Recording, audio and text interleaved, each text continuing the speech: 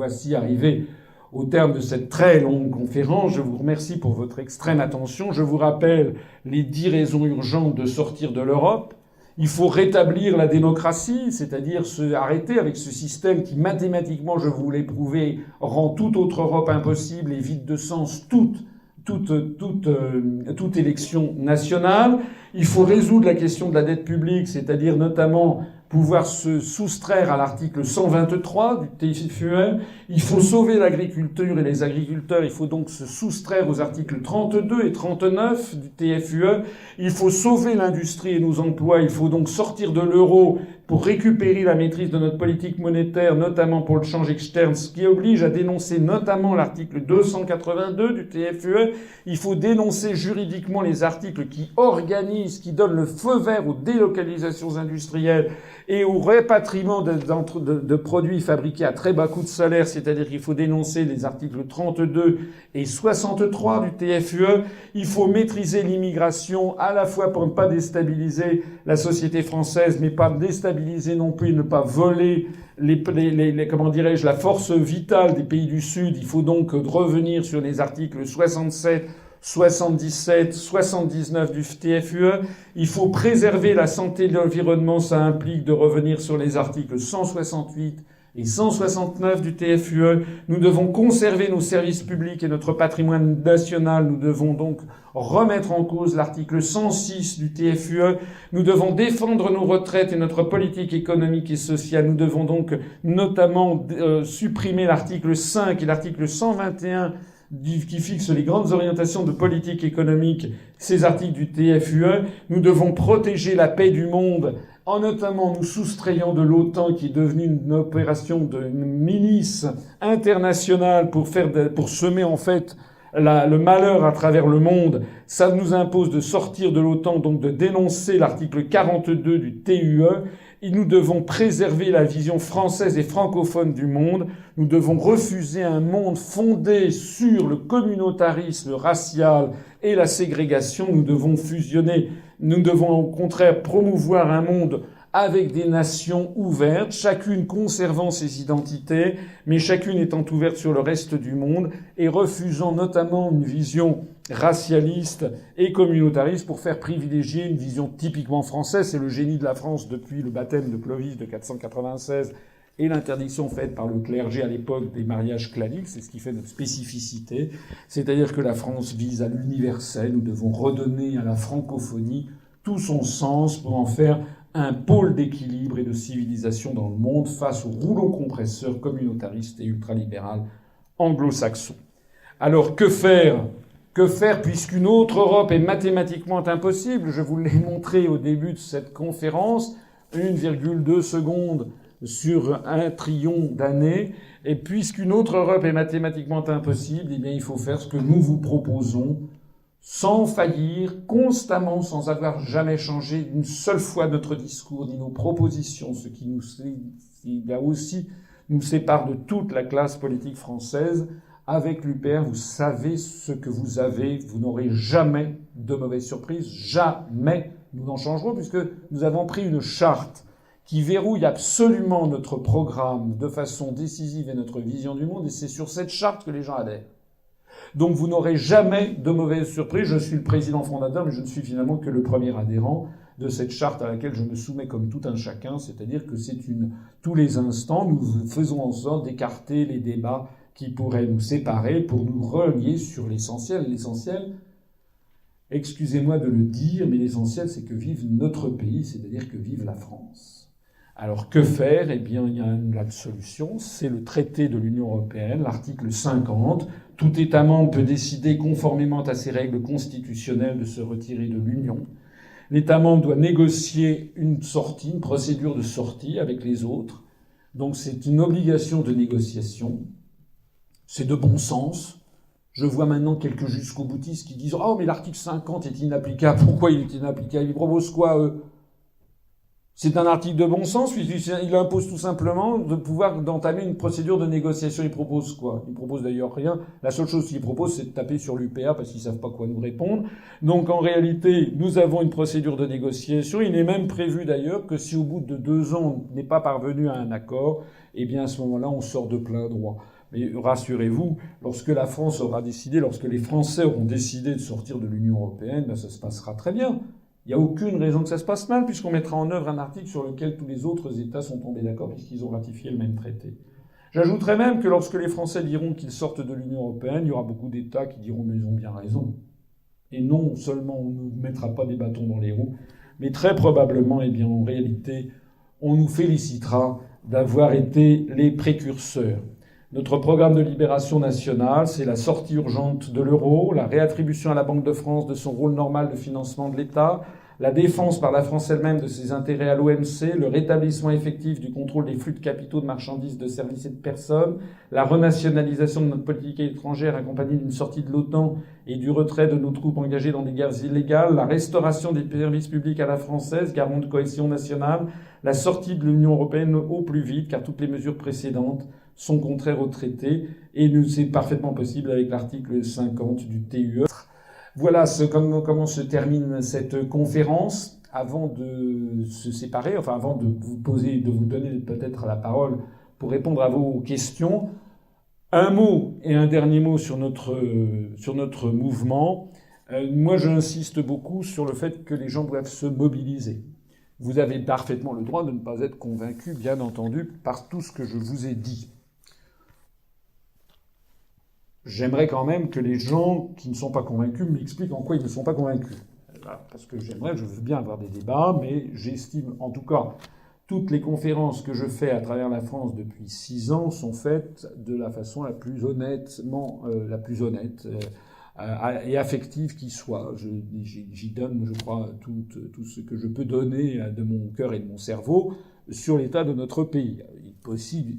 Ça peut arriver, bien sûr, je suis un homme, comme tout le monde, je peux me tromper. Il est possible qu'une fois ou deux, on trouve un point à redire, mais en tout cas, à chaque fois, je tiens toujours à donner les sources d'informations pour que tout le monde aille vérifier.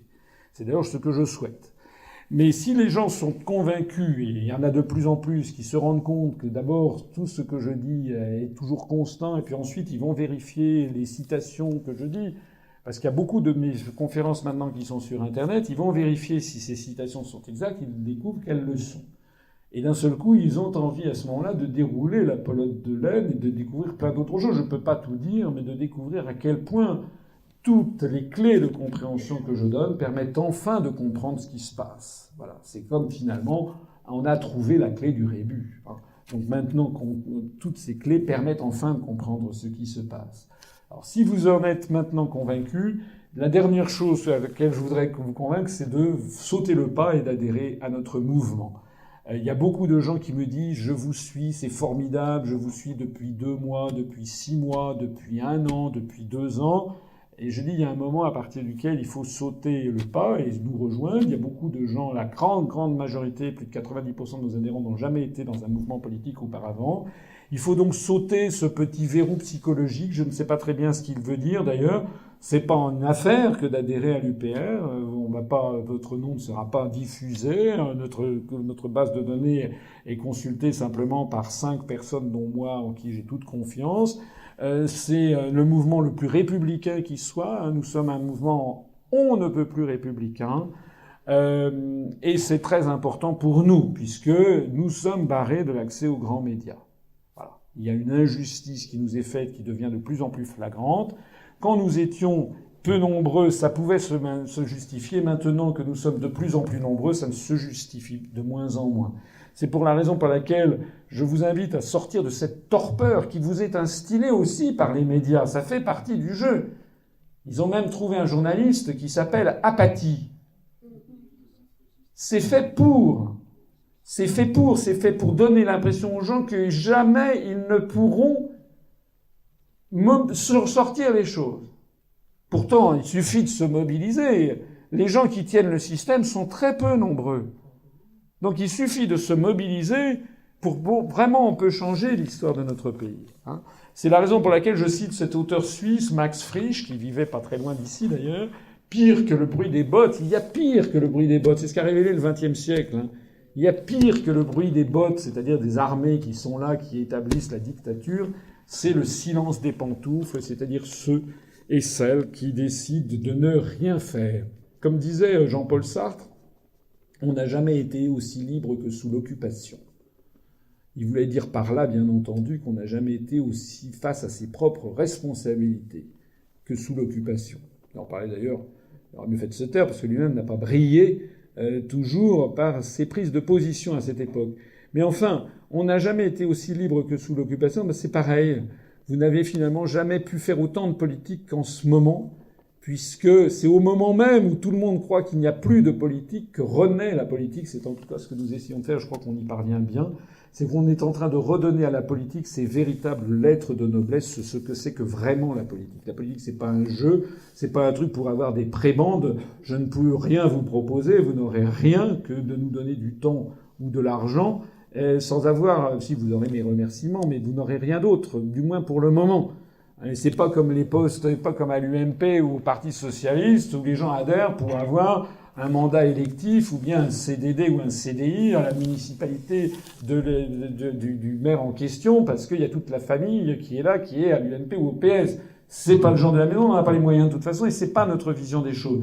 Nous, notre vision des choses, excusez de le dire, c'est que nous devons servir notre pays. On n'a pas le droit, les Français n'ont pas le droit de laisser mourir, de laisser détruire la France, c'est-à-dire un pays qui a à peu près 1500 ans d'âge et dont le monde a besoin. Sortir de la destruction européenne, ça commence par adhérer à l'UPR. J'insiste, vous aurez des formulaires d'adhésion tout à l'heure. Si vous ne le voulez pas, on vous laissera bien sûr en paix. Mais simplement quand même, réfléchissez-y. C'est vraiment très important. Beaucoup de gens nous ont rejoints. Hein, les gens nous ont rejoints. Ça, c'est donc, je vous l'ai montré. L'envol de l'UPR, ça dépend aussi de moi. Ça dépend de chacun d'entre nous, hein, parce que si tous les gens qui me disent « je vous suis, j'attends, je réfléchis », si tout le monde se décidait, on serait beaucoup plus nombreux. Voilà quelle a été la courbe d'évolution de nos adhérents. C'est la dernière planche, je vous rassure. J'ai créé ce mouvement le 25 mars 2007. Sur le coup, il y a eu à peu près une trentaine d'adhérents, des amis pour beaucoup, qui m'aimaient bien, mais qui me regardaient avec un peu de distance, considérant qu'ils se demandaient si j'étais pas devenu un peu fou. De cette époque, nous avons gardé à peu près 6 adhérents, qui sont encore adhérents, que j'ai comme in pectore, comme on dit au Vatican, dont je garde précieusement la mémoire dans mon cœur. Donc on a vraiment commencé très très bas, sans argent et sans aucune médiatisation, sans aucun soutien de qui que ce soit. Hein. Ne vous croyez pas que c'est parce que j'ai été dans des cabinets ministériels que les ministres que j'ai connus à cette époque m'ont soutenu. Bien au contraire. Nous étions 47 au 31 décembre 2007, 88 à peu près au 31 décembre 2008, donc c'était une petite progression, pas mal, mais enfin 158 en 2009, donc ces années ont été vraiment assez pénibles, puisque c'était des années où le discours que je tenais ne passait pas. Les gens considéraient que j'exagérais. Que je disais dire que l'Union européenne menaçait la démocratie, la paix, le niveau de vie, etc., c'était des idées qui étaient considérées comme totalement farfelues. Et l'idée même de sortir de l'Union européenne était considérée comme encore plus farfelue. Et puis il y a eu un petit début avec 2010, puisqu'il y avait les premiers effets de la crise économique, de la crise financière venue d'outre-Atlantique. Et puis avec 2011, alors il y a eu l'effet de la création de notre page Facebook et puis du développement des conférences qui ont quand même commencé à jouer à plein. Et on a terminé l'année 2007 avec 707 adhérents. C'est à peu près, on avait un peu moins de 700 adhérents lorsque j'ai présenté le programme présidentiel. C'était le 3 décembre 2011. Nous n'avons pas réussi à avoir les 500 parrainages. On en a même été très loin puisque j'en ai eu 17 au total. Je me plais à dire le vrai chiffre parce que la plupart des autres vous disent tous on en a eu 453. Non, c'est pas vrai. C'est pas vrai. C'est très difficile d'avoir des parrainages, surtout pour un petit mouvement politique, surtout pour un candidat qui n'était présenté dans aucun média. Voilà. Donc nous avons eu des centaines d'adhérents qui ont cherché des parrainages. Je les en remercie. On en a eu à un moment, on en avait plus de 280 qui ont cherché. On en a fini par avoir 17 parrainages. Mais ensuite est arrivée la crise de l'euro et nous avons bondi, comme vous le voyez. C'est une croissance pour les mathématiciens. J'ai commencé par des exponentielles, je termine par des puissances, par des, comment dirais-je, un calcul mathématique avec des puissances. Je termine avec une courbe exponentielle. Donc vous voyez que ça suit une courbe exponentielle. Au 31 décembre 2012, nous étions à 2158. Et hier soir, très exactement hier soir, nous étions à 2780 au 5 avril 2013. Donc vous voyez que nous sommes sur une courbe qui poursuit et qui pourrait nous donner la pensée que nous pourrions être aux alentours de 4200 à la fin de cette année, peut-être moins, peut-être davantage. Davantage, j'espère, si on arrive à se mobiliser. C'est la raison pour laquelle vous voyez qu'il faut quand même nous rejoindre. Lorsque nous serons 10 000 ou 15 000, à ce moment-là, je passerai dans les médias et à ce moment-là, soyez sûrs que l'UPR va tout changer de la situation politique française. Je vous remercie.